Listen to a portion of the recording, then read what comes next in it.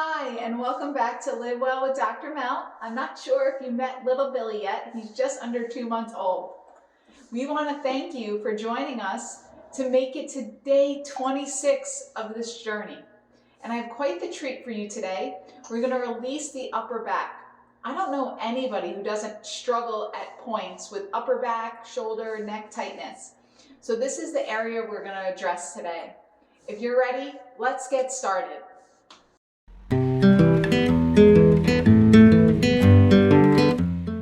Let's begin by finding an easy seated position on the floor, cross-legged in Sukhasana.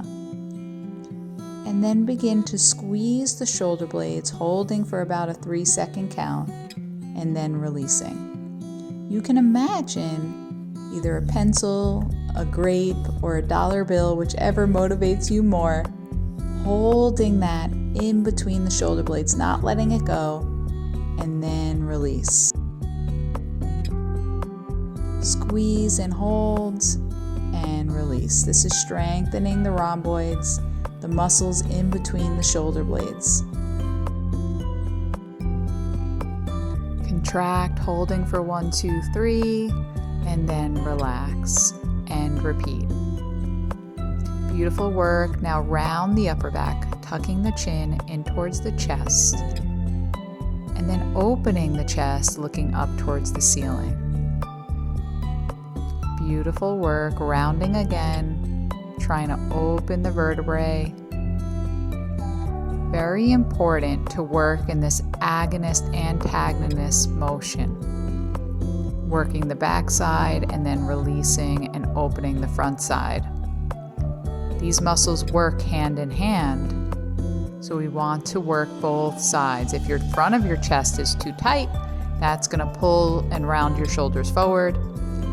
And if your upper back is weak, that's going to round your shoulder blades forward as well. Take your right hand, bring it to your left knee, and get a gentle twist here. Allow your gaze to go behind you as well, trying to find a focal point on the back wall or out the window, allowing your body to follow your gaze. Beautiful work. And then let's take the left hand, bring it to the left knee, and look behind your right shoulder. Getting a nice rinse of the spine here, releasing the tension around the spine, stretching all those muscles. Nice deep breath. And let that go. Beautiful job. Now let's make our way to all fours. Hands firmly pressed onto the mat, knees under hips, and we'll make our way into a cat-cow here.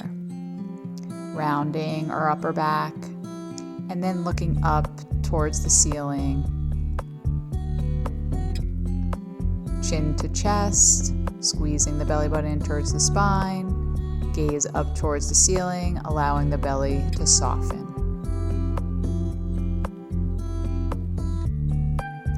This allows you to get gentle spinal mobility here, releasing the vertebrae and the facet joints, bringing blood flow and circulation to the spine. Beautiful work. Slowly lower onto your abdomen now. And we're going to bring our hands at our nipple line and press softly through the hands, lifting the chest, and then melt back towards the floor. Going to press into spinal extension, and then release and soften and melt back towards the floor. This is going to strengthen the muscles of our upper back, improve our posture.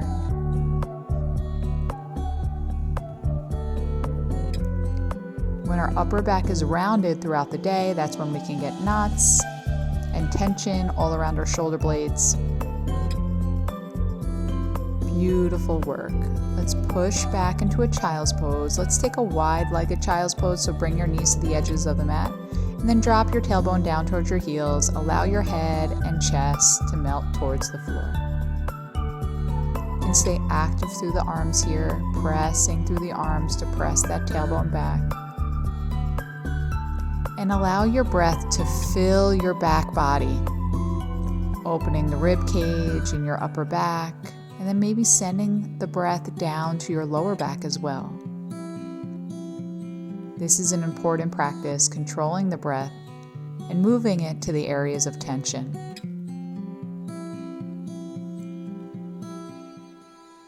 Excellent work. Slowly come out, return to all fours, and then bring the hand to the center of the mat and lift the left hand up towards the ceiling.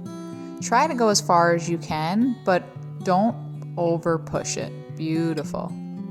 Bring that hand down, allow it to come to the center of the mat, and then bring that right hand up towards the ceiling, opening the chest, rinsing the spine. Allow your gaze to follow your hand, and then lower the hand back towards the mat. Beautiful work. Let's allow our hands to come to our knees and our tailbone to sit on our heels for hero pose. Let's set up for rabbit by tucking our chin towards our chest and reaching for our heels. Allow our forehead to come as close as we can to our knees, and then lift our tailbone up towards the ceiling, pulling from our heels to allow ourselves to get a deep stretch through our upper back. Breathe deeply here. Make sure we don't put too much pressure through our head. We're lifting up, pressing our tailbone towards the ceiling. Let's stay here for a few more breaths. In through our nose, out through our mouth. Try to relax and allow the blood flow to come to our head.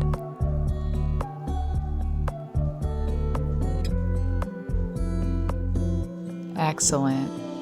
Tailbone comes to the heels, vertebrae continue to stack upright as you come to a seated position.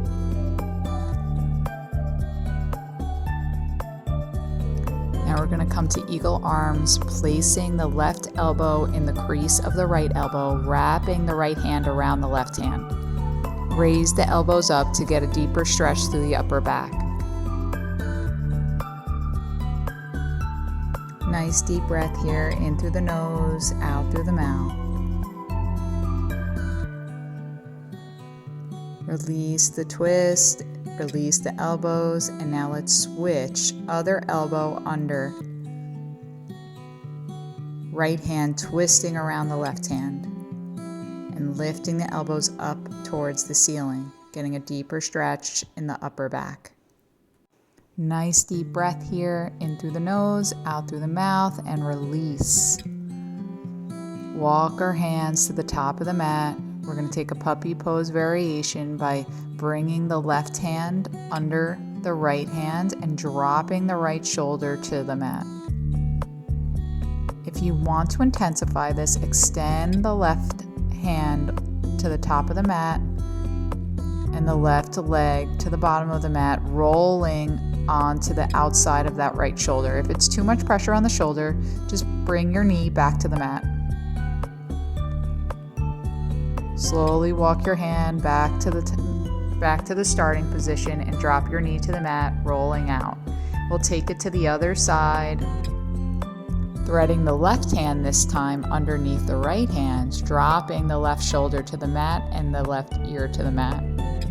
If you took the variation on the other side, extend the right arm long, extend the right leg long, rolling onto the outside of the left shoulder to get a deeper stretch through the shoulder and upper back. Then bring the right knee and right hand back to the starting position. Press up through the right hand to come to tabletop. We will now slowly make our way to our backs. So let's turn to a seated position in the center of our mat. Grab our knees and slowly roll one vertebrae at a time down until your head meets the mat. Knees bent, soles of your feet on the mat. Hands behind your head for a pec stretch. If you want to intensify this, you can add a towel roll or a block in between your shoulder blades to get a deeper stretch through the front of your pecs. When the pecs and the front of your chest is tight, it will round your shoulders and bring yourself into a rounded shoulder position, and that can cause increased upper back tightness. So this is a great heart opener. Will release all the muscles in the front of the chest so you no longer have knots and tightness in your upper back. Allow your head to melt onto your hands. You can also place a pillow underneath your head if that's more comfortable for you. We're just going to stay here, pressing our elbows down towards the mat, opening the front of our chest. Beautiful work. Slowly come back up, remove the block, or you can keep it there if that felt good. And we're just going to find our final resting position in Shavasana here. Taking a moment to completely relax, letting everything go. 26 days. Body weight exercise.